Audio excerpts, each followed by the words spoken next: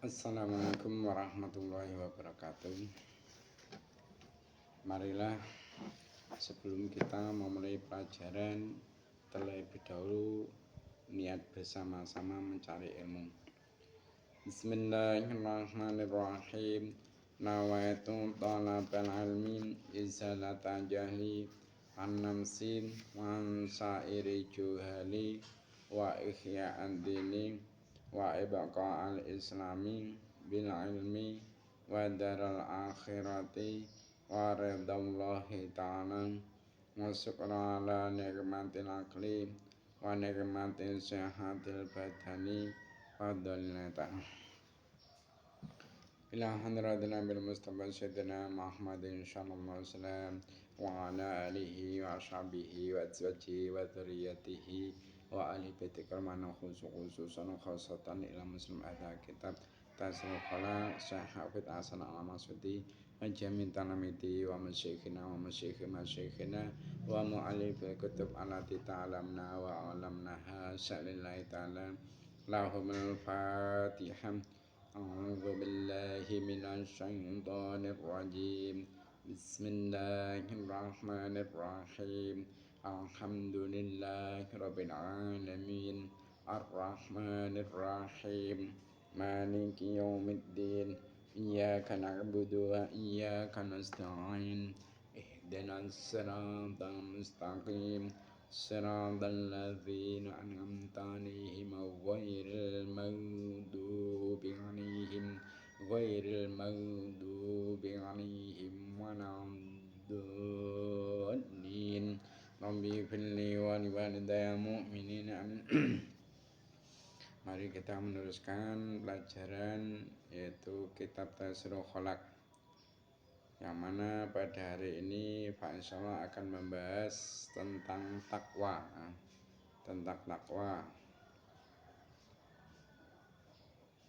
Mungkin yang belum dibuka kitabnya, dibuka halaman 3. Sudah, sekarang disiapkan alat tulisnya, pulpen, stepo untuk jaga-jaga kalau ada kekeliruan bisa di stepo. Mari kita mulai. Bismillahirrahmanirrahim. Qala al-musannifu rahimahumullah ta'ala wa nafa'ana biya bi'ulumi fid-dharain amin.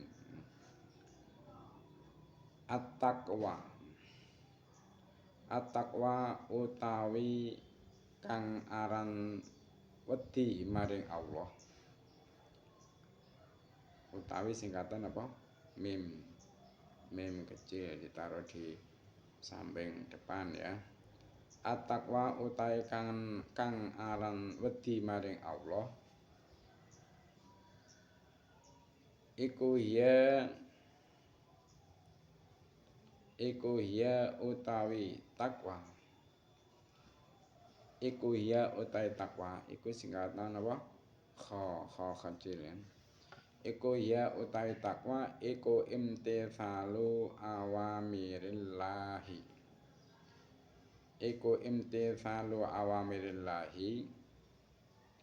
Manut pira-pira perintahe Allah. Pira-pira singkatan apa? Jim kecil di bawah ya. Iku imtithalu awamirillahi, manut pira-pira perintahe Allah. Azza maha mulya sapa Allah.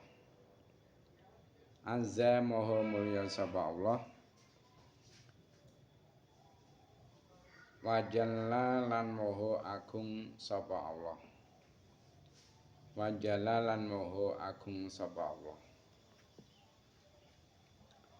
Wajtinabu lan ngedohi.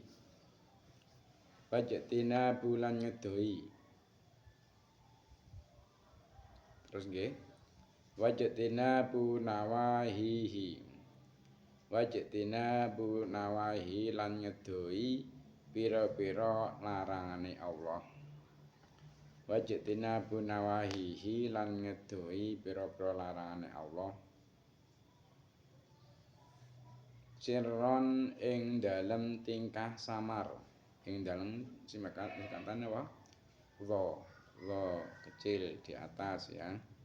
Sirron ing dalem tingkah samar.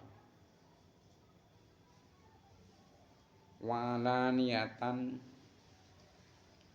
lan tingkah ngedeng.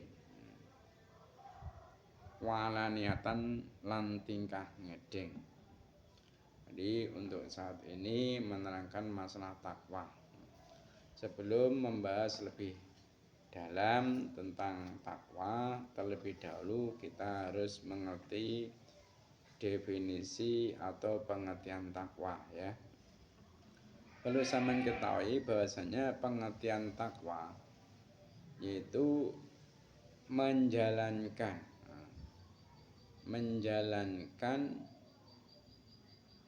atau mengamalkan atau nglakoni beberapa perintah-perintahnya Allah yang maha mulia dan maha agung. Jadi takwa itu adalah menjalankan atau melaksanakan semua perintahnya Allah Azza wa Jalla dan menjauhi apapun yang dilarang oleh Allah. Dan menjauhi apapun yang dilarang oleh Allah, baik dalam keadaan sir atau sendirian maupun dalam keadaan banyak orang. Dalam keadaan sendirian tetap melakukan apa yang diperintahkan oleh Allah dan menjauhi apa yang dilarang oleh Allah. Begitu juga ketika dalam keadaan banyak orang itu tetap menjalankan semua perintahnya Allah dan menjauhi apa yang dilarang oleh Allah. Karena apa? Karena orang itu terkadang ketika sendirian apa yang diperintah oleh Allah tidak ia lakukan. Contohnya sholat mungkin. Kalau ada orang banyak dia melakukan sholat dan apa yang dilarang oleh Allah juga dijauhi. Tetapi ketika dia dalam keadaan sendiri mungkin di kamar atau di tempat-tempat sepi yang tidak ada orang yang melihat, maka sholat yang ia semestinya lakukan karena itu perintah Allah tidak ia lakukan. Begitu juga mungkin sesuatu yang semestinya oleh Allah itu dilarang karena dia sendiri tidak dilihat oleh orang lain, ia melakukannya. Maka yang seperti itu bukan termasuk orang yang muttaqin, belum termasuk orang yang takwa. Atau mungkin semisal kebalikannya. Jika sendirian dia tekun melakukan apa yang diperintahkan oleh Allah. Dan begitu juga apa yang dilarang oleh Allah ia jauhi. Tetapi ketika di tempat yang ramai banyak orang yang tahu, dia malah tidak melakukan. Contoh mungkin di suatu perkumpulan yang mana di situ semestinya sudah masuk waktu sholat.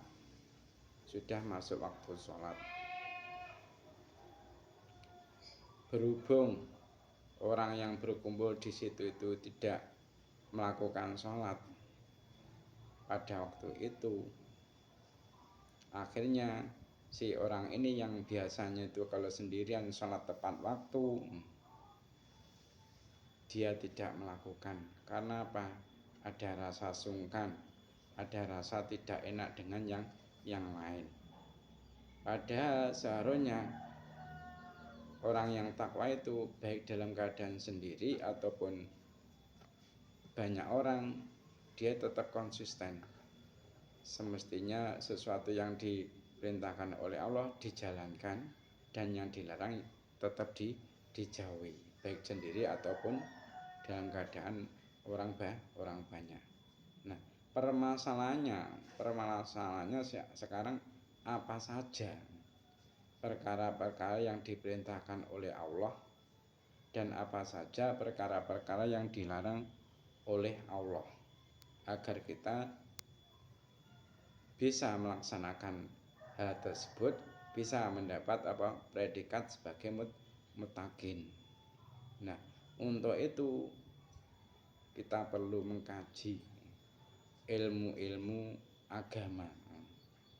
Kita harus mengetahui apa yang dimaksud oleh Al-Quran. Kita harus mengetahui apa yang dikandung oleh Al-Quran. Karena apa? Di dalam Al-Quran itu terdapat perintah-perintahnya Allah itu apa saja, larangannya Allah itu apa saja. Dan begitu juga hadis Nabi Muhammad, di situ juga tercantum apa saja yang dilarang oleh Allah dan apa saja yang diperintahkan oleh Allah. Nah, supaya kita mengetahui kandungan isi dari Al-Quran, kandungan isi dari hadis, kita harus mengaji, harus kita sekolah diniyah, baik dengan cara masuk di madrasah, kita belajar di madrasah ataupun di pondok pesantren. Biar apa? Biar kita tahu apa saja yang menjadi perintahnya Allah dan apa saja yang dilarang oleh Allah, yang akhirnya dengan sebab kita tahu ilmunya, kita bisa menjadi orang yang takwa, bisa melakukan perintahnya dan menjauhi apa yang dilarang. Kalau kita tidak mau ngaji, maka tidak akan mungkin kita akan menjadi orang yang takwa. Wong perintahnya Allah saja kita nggak tahu, apa saja nggak tahu, apa yang dilarang oleh Allah pun kita tidak tahu. Bagaimana kita akan menjadi orang takwa? Padahal takwa itu pengertiannya apa sih? Yaitu menjalankan semua yang diperintahkan oleh Allah dan menjauhi apapun yang dilarang oleh Allah dalam keadaan sendiri maupun ada orang lain. Ya, makanya mengkaji ilmu agama itu hukumnya wajib. Sampai Nabi Muhammad SAW bersabda, thalabul ilmi fardhatun 'ala kulli muslimin. Wajib bagi orang Islam, baik laki-laki maupun perempuan, untuk mencari ilmu. Ilmu apa yang harus dicari? Yaitu terutama ilmu-ilmu yang berhubungan dengan keagamaannya, berhubungan dengan agamanya. Khususnya lagi yaitu ilmu yang berkenaan dengan kebutuhan saat itu. Mungkin dia perlu melakukan sholat sebagai seorang muslim, maka kewajibannya apa? Yaitu mencari ilmu tentang sholat. Apa saja syaratnya sholat, apa saja betul-betulnya sholat, apa saja yang membatalkan sholat, itu harus dicari. Dan hukumnya mencari itu wajib. Karena apa? Kebutuhan yang mendesak pada saat itu adalah ilmu tentang sholat. Karena apa? Dia mempunyai kewajiban sholat. Makanya jangan sampai kita ini sebagai orang muslim malas ngaji, ya, malas ngaji. Ingat, semua ibadah kita ini harus diilmuni. Era diilmuni apa? Wong ibadah nggak ngerti syarat rukune tiwas kasal akhirnya ono lirune. Wong sing ibadah nggak ngerti ilmune, mongkong ibadahe tiwas kasal nggak enak ganjarane. Jadi intinya Takwa pengertiannya yaitu menjalankan semua perintah-perintahnya Allah Azza wa Jalla dan menjauhi apa yang dilarang oleh Allah baik dalam keadaan sendirian atau ada orang lain. Nah, falatatimu mongko ora bisa dadi sempurna. Falatatimu mongko ora bisa dadi sempurna.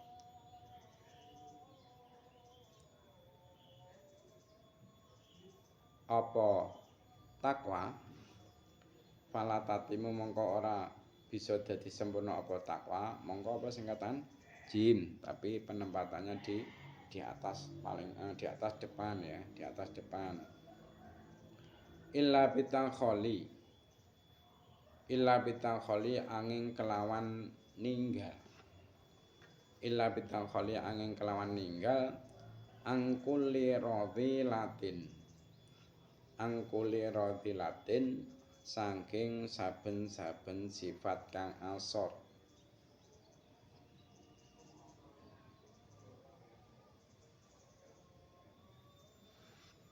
Angkuli radilatin saking saben-saben sifat kang asor watahalilan gawe pepaes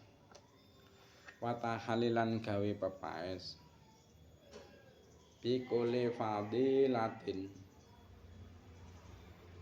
fadilatin kelawan saben-saben sifat kang utama bikuli fadilatin kelawan saben-saben sifat kang utama. Maka berhubung pengertian takwa itu adalah menjalankan semua perintah-perintahnya Allah dan menjauhi larangan-larangannya Allah baik sendirian atau dalam keadaan ada orang lain, maka ketakwaan seseorang itu tidaklah bisa menjadi sempurna sehingga ia mau menjauhkan diri dari sifat-sifat yang tercela. Jadi ketakwaan seseorang itu tidak akan bisa menjadi sempurna kecuali dengan menyempitkan atau menjauhi dari segala keburukan hati. Keburukan hati apa? Contohnya mungkin ya sifat iri hati, itu termasuk sifat tercela, yaitu suudzon, buruk sangka kepada orang lain, yaitu atau tamak, mengharapkan sesuatu milik orang lain tanpa ada jerih payah atau tanpa hak yang kita haki di dalam orang lain tersebut. Jadi menghendaki milik orang lain tanpa ada hak kita yang ada di situ, itu namanya tamak. Itu juga termasuk sifat yang rendah, sifat yang asor, sifat yang tercela. Maka kalau ingin ketakwaan kita ini menjadi sempurna, hal-hal yang seperti itu harus kita jauhi. Watahali bikuli fadilatin, dan setelah kita menjauhkan diri dari sifat-sifat yang tercela seperti toma itu atau bakhil ya, cetil, kita menghiasi diri dengan apa? Sifat-sifat yang utama, mungkin dermawan itu, sifat dermawan ya. Sifat apa? Sakho ya, sifat sakho dan sebagainya. Nah, faya mongko utawi takwa iku atoriku dalan. Faya mongko utawi takwa iku atoriku dalan. Alladzi rupane torik. Rupane singkatan apa? Badal. Alladzi rupane torik man kang utahe sapane wong iku salah kau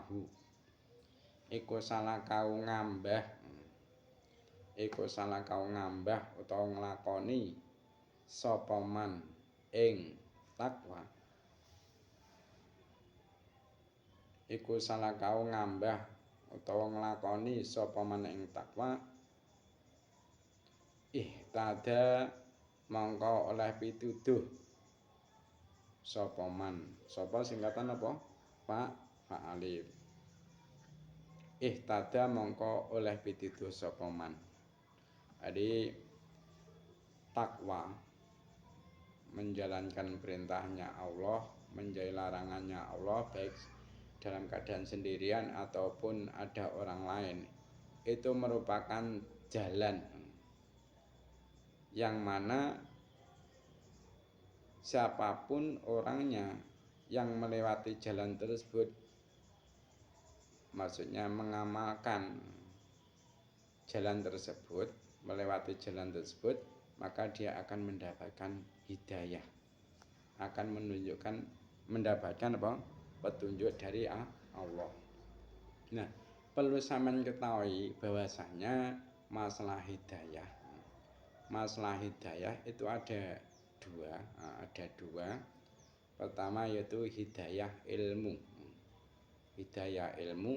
dan kedua yaitu hidayah bimbingan.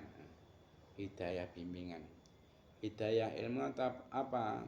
Contohnya yaitu ketika kita belajar, kita bisa paham ilmu yang kita pelajari.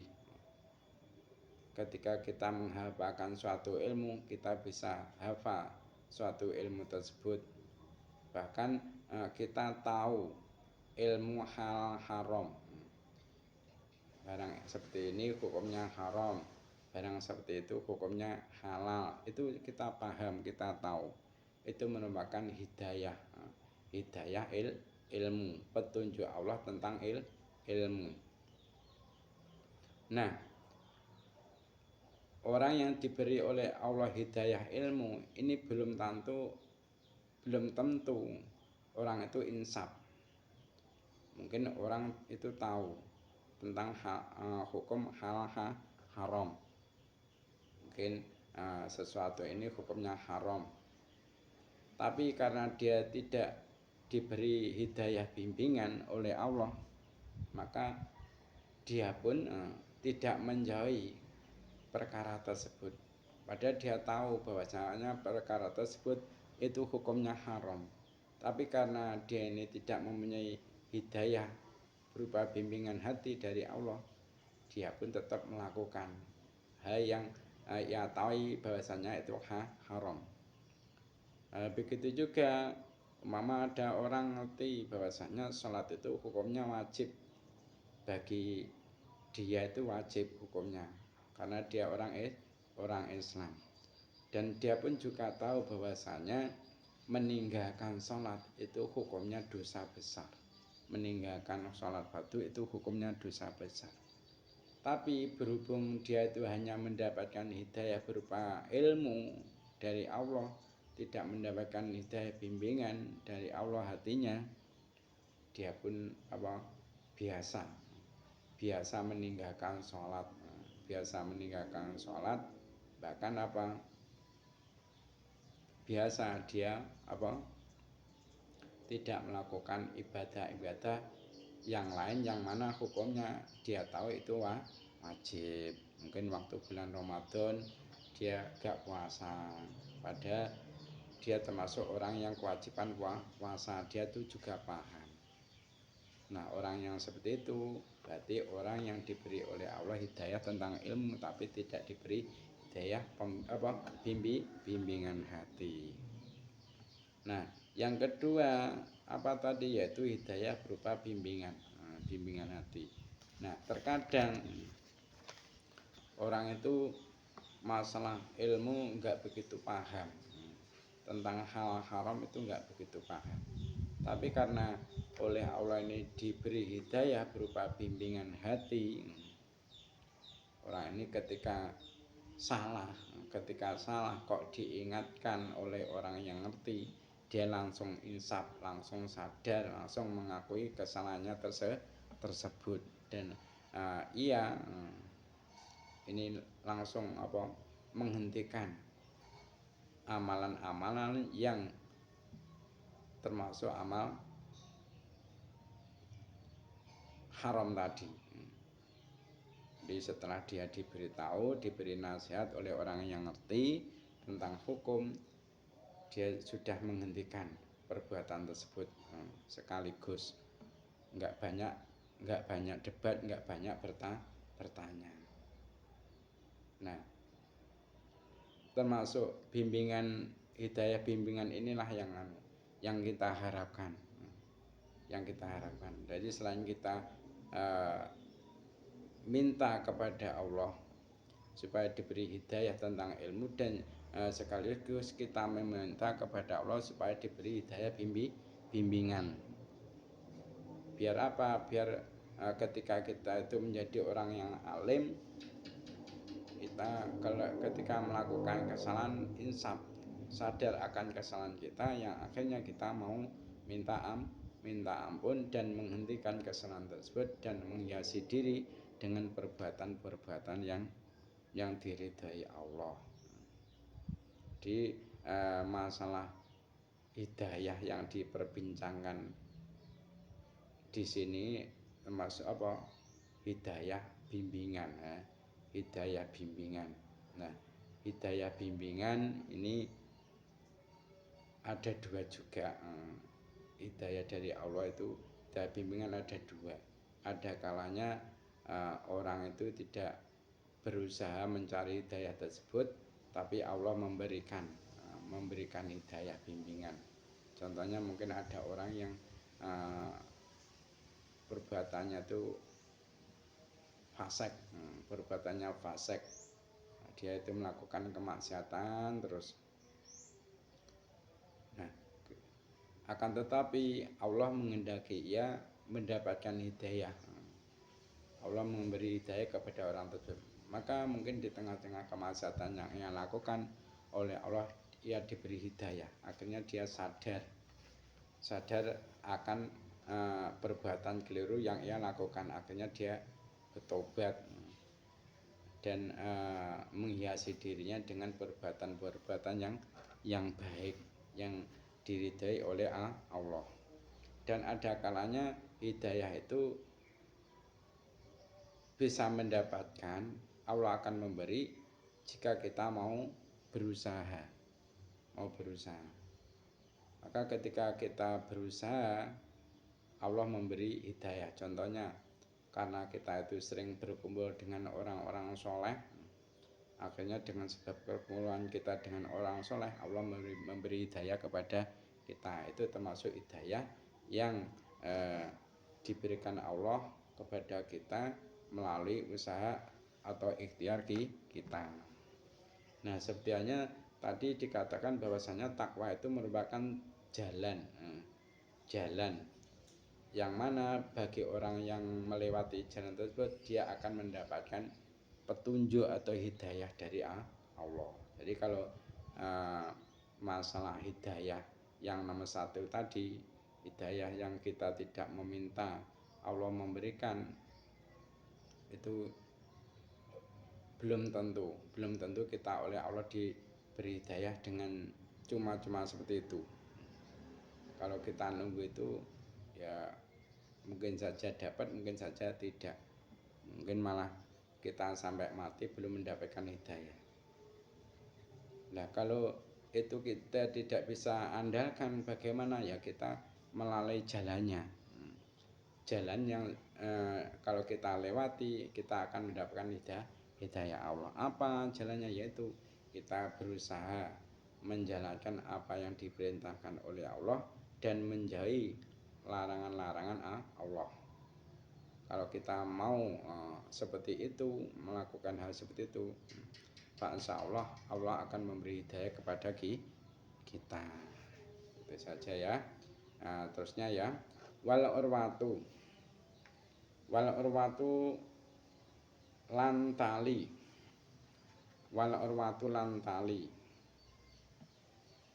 Al-wuthqa kang kuat.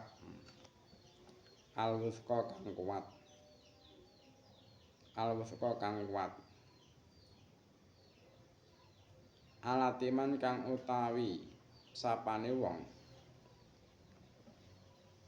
alatiman kang utahe sapane wong iku istamsaka ceceklan sapa man iku istamsaka ceceklan sapa man biya kelawan urwah biya kelawan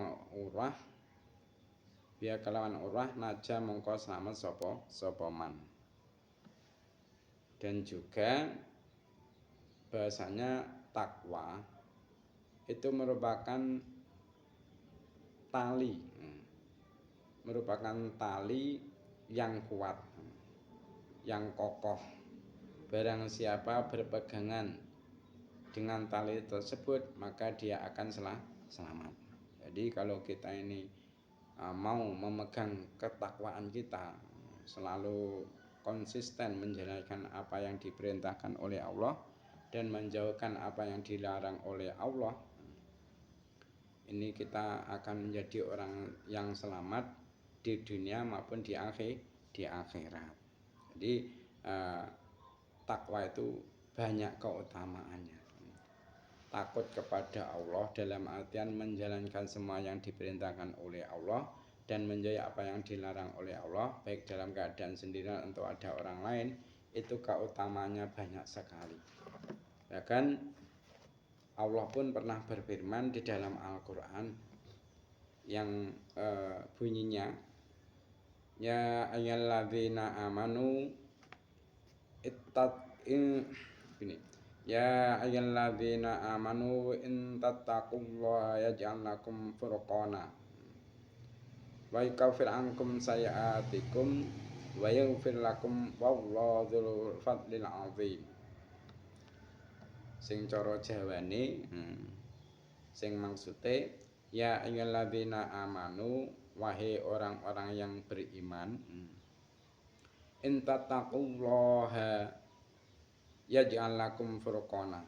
Jika kalian semua ini takwa kepada Allah, Allah akan memberi kamu furqan. Jadi sebagai orang yang beriman, ini termasuk orang-orang yang diajak ngomong oleh Allah. Diajak ngomong karo Gusti, diomongin karo Gusti Allah. He wong sing iman, lek awakmu gelem takwa name Gusti Allah, mongko Allah bakal paring nang sampeyan apa furqan. Wa kafir angkum sayiatikum, dan Allah akan menjauhkan dirimu dari kesalahanmu. Terus lagi apa? Wa yaghfir lakum, dan Allah akan mengampuni dosamu. Wallahu dzul fadlil azim, Allah zat yang maha utama. Allah maha utama, atau Allah yang mempunyai karunia yang besar. Itu sebagian keutamaan takwa. Dan juga orang yang takwa ini akan mendapatkan limpahan barokah dari langit dan bumi. Sepertinya yang difirmankan oleh Allah di dalam Al-Quran berfirman, walau anna ahlal qura amanu wattaqau la fatahna alaihim barakatim minas sama'i wal ardh walakin kadzabu fa akhadnahum bima kanu yaksibun. Yang artinya, jikalau sekiranya penduduk negeri-negeri beriman dan bertakwa kepada Allah, pastilah Allah akan melimpahkan kepada mereka berkah dari langit dan bumi. Akan tetapi mereka ini mendustakan ayat-ayatnya Allah itu. Maka Allah menyiksa mereka disebabkan perbuatannya.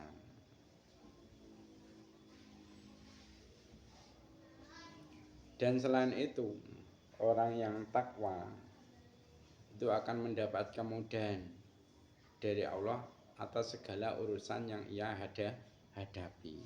Jadi ketika ada seseorang yang oleh Allah diuji dengan beberapa masalah, dia itu takwa kepada Allah, maka Allah akan memudahkan urusannya. Terbukti Allah berfirman di dalam surah At-Thalaq niku ayat 4, Allah berkata, wa may yattaqillah yaj'al lahu min amri yusra. Dan barang siapa yang bertakwa kepada Allah, niscaya Allah menjadikan baginya kemudahan dalam urusannya. Jadi usahakan kalau kita mungkin oleh Allah dicoba sesuatu masalah ini, janganlah kita malah menjauh dari Allah. Jangan sampai malah kita putus asa yang akhirnya kita tidak mau sholat, tidak mau beramal soleh, tidak mau menjalankan puasa Ramadan, atau malah yang dilarang oleh Allah kita terjang semua. Itu jangan. Justru ketika kita itu mendapatkan masalah oleh Allah, dicoba suatu musibah, mungkin kita harus lebih mendekatkan diri kepada Allah. Mungkin yang dulunya itu sebelumnya kita hanya melakukan kewajiban-kewajiban saja, seperti hanya mungkin sholat itu kita jalankan yang wajib-wajib saja. Maka ketika kita mendapatkan musibah, mendapatkan masalah, ini kita harus lebih dekat lagi kepada Allah. Kewajiban yang kita lakukan kita tekuni terus, dan kita tambah dengan kesunahan-kesunahan. Mungkin sholat sunnah kita lakukan, atau mungkin puasa sunnah kita lakukan. Justru semakin kita dekat kepada Allah. Jangan sampai kita ini malah menjauh dari Allah. Kenapa? Karena Allah berfirman, wa may yattaqillaha yaj'al lahu min amri yusra. Barang siapa takwa kepada Allah, maka Allah akan menjadikan dari perkaranya yaitu kemudahan.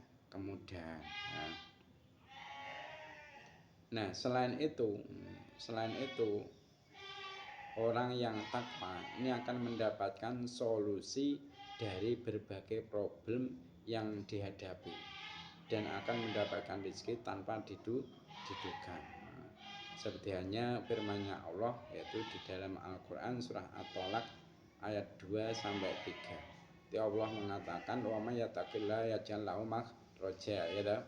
Barang siapa takwa kepada Allah, maka Allah akan